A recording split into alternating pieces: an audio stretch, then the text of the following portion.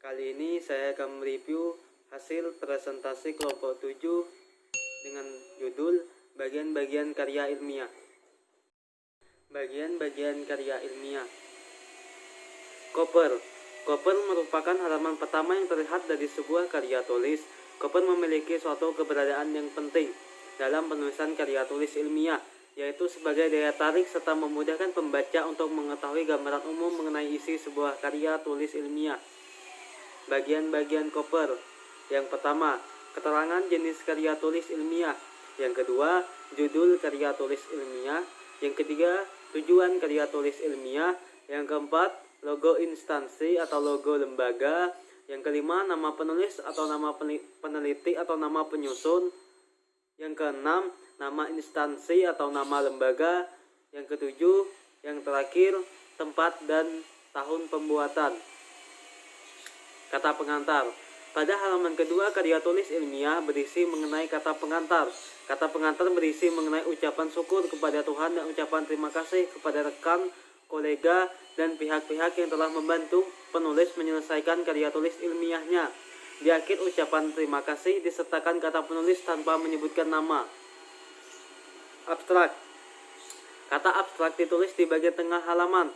Kemudian di bawah kata abstrak ditulis nama penulis, tahun penulis, serta judul yang dicetak miring. Abstrak merupakan rangkuman karya tulis yang berisi secara padat intisari dari penelitian yang mencakup latar belakang masalah yang diteliti, metode yang digunakan, hasil yang diperoleh, serta kesimpulan dan saran.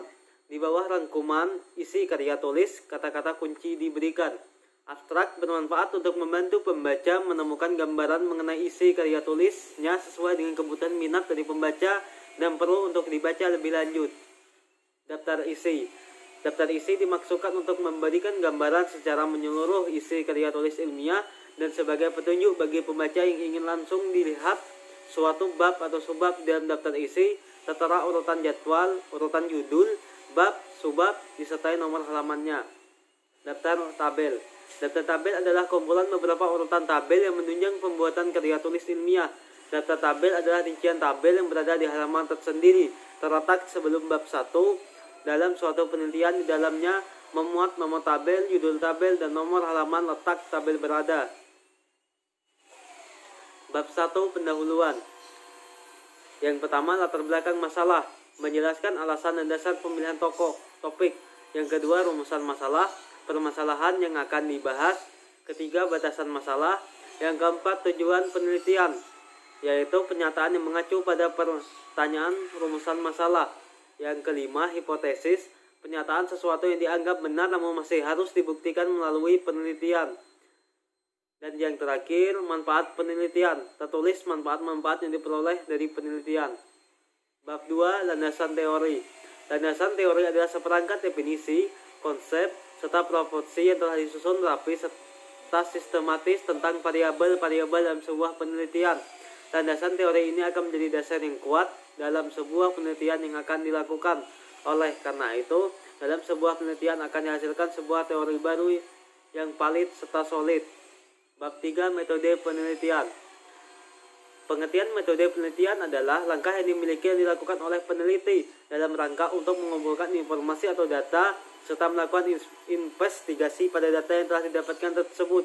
Metode penelitian memberikan gambaran rancangan penelitian yang meliputi antara lain prosedur dan langkah-langkah yang harus ditempuh, waktu penelitian, sumber data, dan dengan langkah apa data-data tersebut diperoleh dan selanjutnya diolah dan dianalisis. Bab 4, hasil penelitian dan pembahasan.